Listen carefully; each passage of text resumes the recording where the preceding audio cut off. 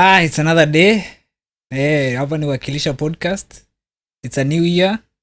We have so many for you this year. Niko na mtu wangu hapa leo Enj, mnamjua.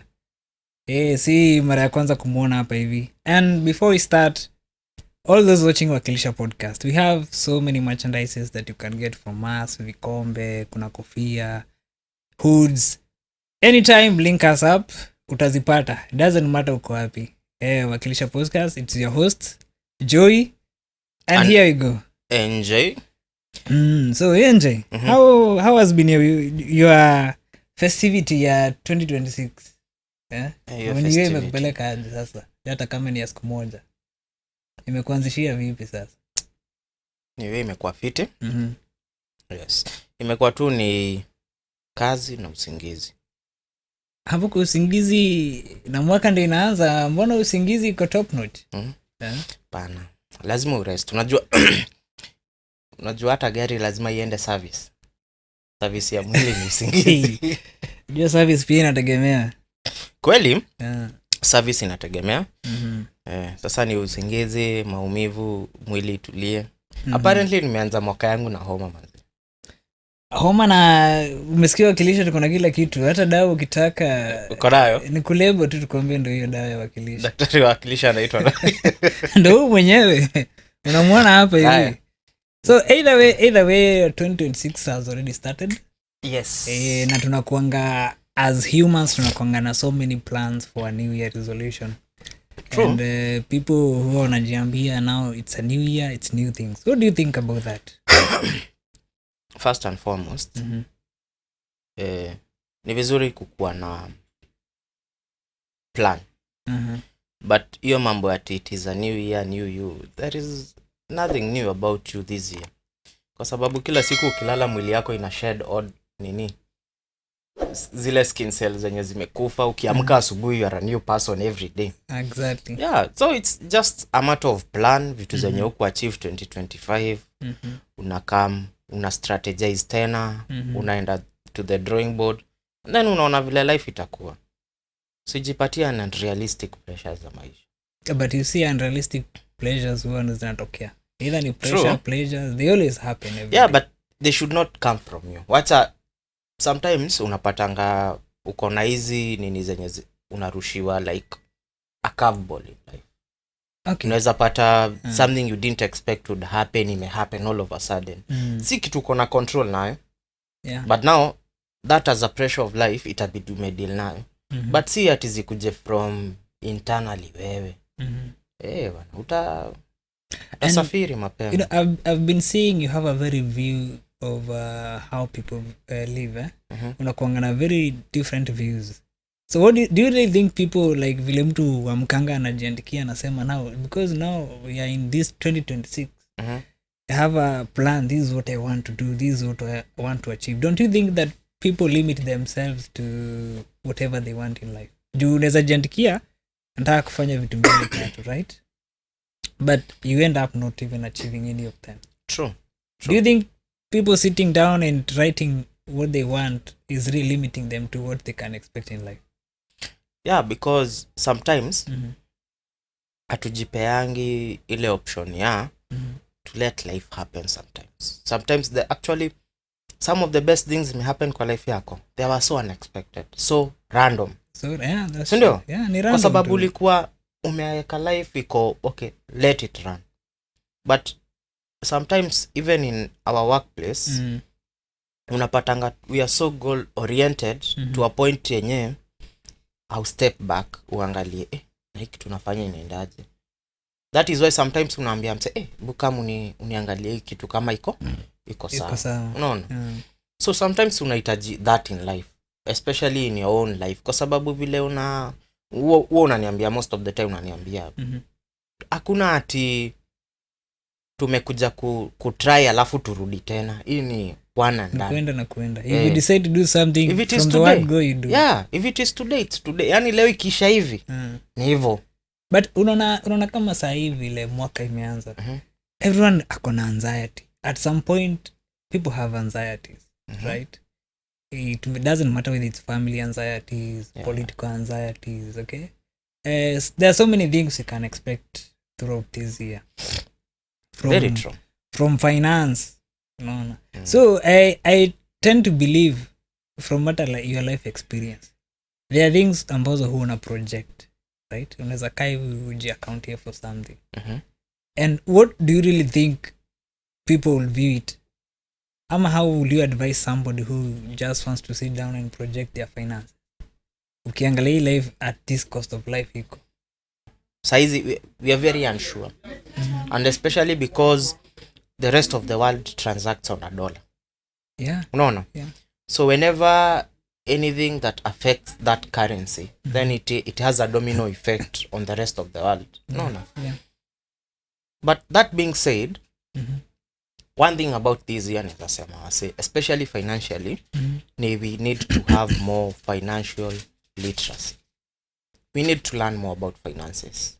We need to learn more about investments. Yeah. We need to learn more about expenditure.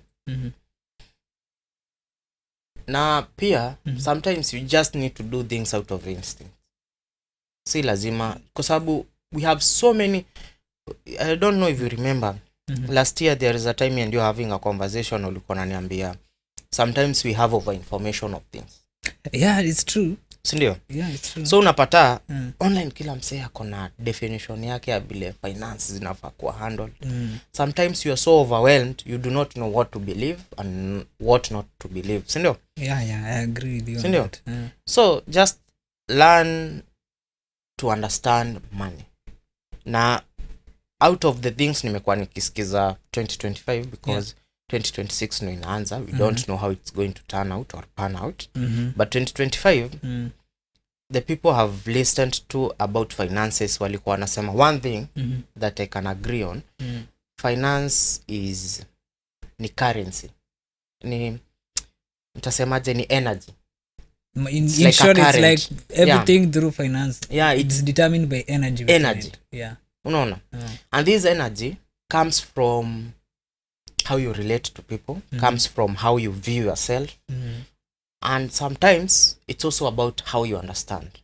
Unaona?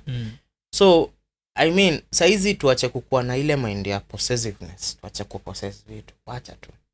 Tuache to take risks. When ulikuwa ukiniambia wanaume, especially for men, you want to beat me with my own whip. No, apana, but it's true. Yeah. You have always been telling me this for the longest time, unaniambia men should learn to take risks, which I finally agree with you, kwa sababu tumekuwa na ile mindset ya kukuwa conserved sana mpaka to a point tuna risk even our futures. No, you want to have, sometimes you can never have enough information about anything. Yeah, I can agree on that. Ndio sometimes unaambiwago, unaona like you don't have the perfect blueprint. Yeah, tukiwa wadogo ulikuwa pata your grandfather if he wanted to teach you how to swim, ukienda kwa mtu anakushika na kutupa. You discover either drown atakuendea ama you either swim one so way you or either another. learn whether you like it or not. Yeah. So for me, saizi ni we take those risks, but also take calculated risks, kwa sababu pia you need, as much as we are taking risks, tunahitaji ile net ya kutushikilia. Okay, now that you have talked about risk, and when it comes to finances, the last year imepita, so many things have been happening. True. And the financial risk, you can see even the government that are doing. I've seen several governments invest in so many whatever financial risks that are. When a UK weapons. Yeah. Very few days ago, kuna hizo tensions within the Gulf area. Yeah. We don't know what the political heads up for this year will be. But do you really think that whatever is going or might happen in between this year will determine so many things? Actually, in terms of politics? I think for me personally, nafikiria hii mwaka it's the pivotal year that might design the 30 years to come, 40 years to come, and especially politically. Na juu tumekuwa tukiona, especially even globally, the politicians that we have been putting into place, be it in the kama hizo trade unions, be it ni hizo e-commerce.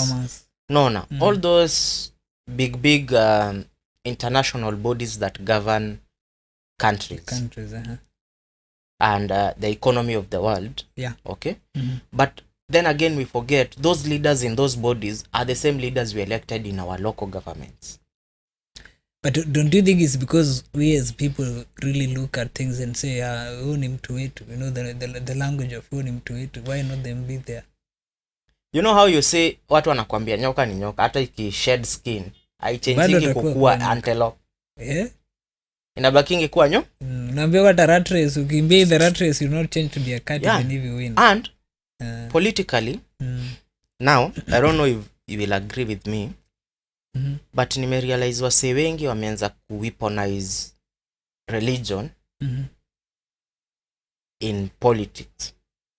Okay, they but join religious organizations ndio waonekane as if they are new people.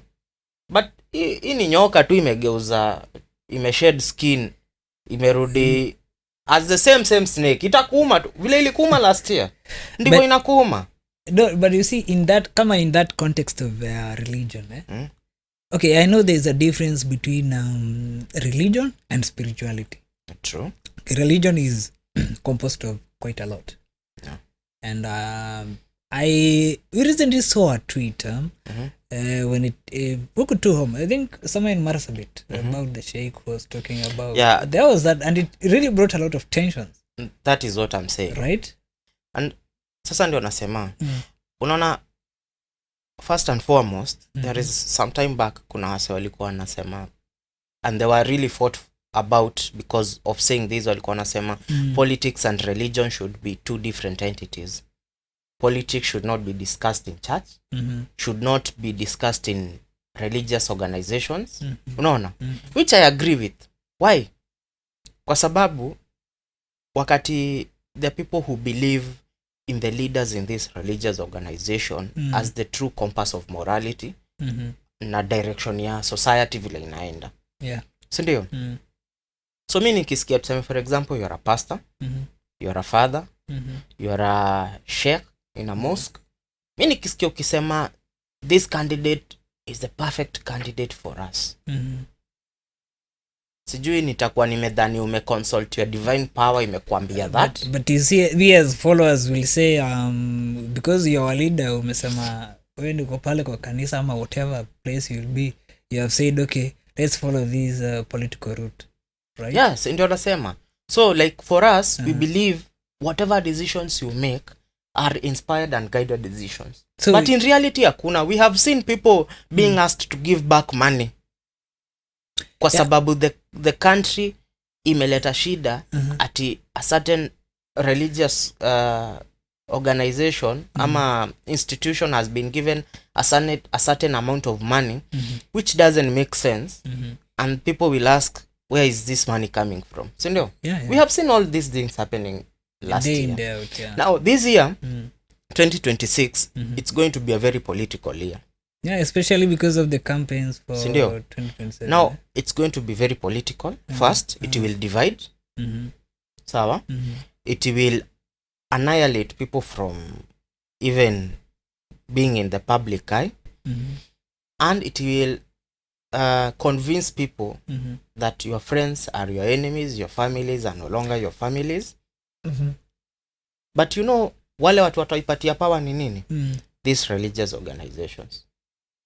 For me, I think if they step out, waseme no. But you have seen like the previous year, we have had maandamano, we lost some few lives, okay? And if by projections, if things don't really go well, okay, we are not really hoping for that. But as a society, and especially as the political nature of Kenya, do you think the youths have the power at this hand, the way we say the power belongs to the people? Do you think the youths right now have the power to make the decision for the coming year? Who we want to be the leaders of tomorrow? Do you think they have that choice? I think they do, but then again, towards the last month of 2025, which was December, there was this conversation on the social media platforms ilikuwa inasema kila mtu anaambia waseo wachukue kura, especially the young people, the Gen Z and stuff. Yeah. But then again, these people are also reporting being frustrated kwa hizi IBC nini the commission outlets, yeah. Unaona hizi outlets zenye you go and register, sawa? Yeah. They're being told, oh, today I don't know, something is not working. Oh, tomorrow I don't know, we need this, we need that. Unaona? Which shows you a strategy has already started being implemented to overwhelm the system. And then when the election do come, the same politicians will stand and say, oh, we asked you guys a day in, day out to come and register as voters, but you didn't come. But unaona, then again the whole story has died down kwa sababu people don't want that as an awareness. But angalia pale mambo ya tribalism iko, angalia mali ya division iko, hapo ndipo wana shout sana. Unaona, that is why you find the first spread kwa newspaper yasema, oh, sijui this leader is akona tribalism, or sijui this leader is dividing the nation, or sijui what. But what about those issues that are really affecting the common mwananchi, which is as voter registration? Wanakuwa frustrated. Who is talking about that? No one. Which brings me to kitambo, even when we were in school and stuff, tulikuwa tunaambiwa ati journalists and the hizo media houses, they were the beacon of truth. They were like, they had the unfiltered truth of the society. If this is what is happening, they will tell it as it is. But do you think that still happens today? No, personally, my opinion, I would say, even if you look at the way we used to be back in school, okay, we used to have the journalism club. But in this journalism club, they used to be limited to information to what you're supposed to say. You'll see you come up with a story about a certain thing. Didn't really have to be political. Yeah. But you'll take it to the senior of the journalism club and they'll tell you, no, you cannot broadcast this. But it's just a mere story about the school, right? And that's one problem we have. I think the coaching begins even from since we are young. True. What we get fed from the media, what journalists display. Right now, you see, we're having issues with IT within even our community. So much people have knowledge on IT. And I really think that it is a major factor that is going to affect our politics. It's going to affect our polling for the coming year because, you know, AI is so advanced right now. So many things can happen with AI. Right? No, there is this guy last year alikuwa come up with this website where alikuwa nasema once you get into the voting booth, you cast your vote, okay? You take a picture of the voting plaque, whatever you may select. Then he has this website where you upload it, okay? So as the IBC are doing their tallies, also the site is doing its tally. They used to call it fairness and transparency. I agree with that. And that is why, and this is a Gen Z who came up with this program. And I think that is why the politicians are afraid now. Wakona ile mentality, yeah. These people are not like their parents and their grandparents. We can't fool them with false information. They have access to even creating programs that discern whatever information we give is true or not true. But I feel like we are having a reverse psychology on the current political life. You see, as you have said that the Gen Z has the app, they are doing whatever they are doing. Na if tukiweza fanya the assumption that ni sawa, the IEBC will tally them on their own, the votes watapata, and they will give their results. If this guy is approved and his whatever side is approved and he does the same, whom are we really supposed to trust? What if this guy is not what we think he is? You know, people don't really seem to be who they are. Yeah, true. People are being two-faced. Yeah. They can also be...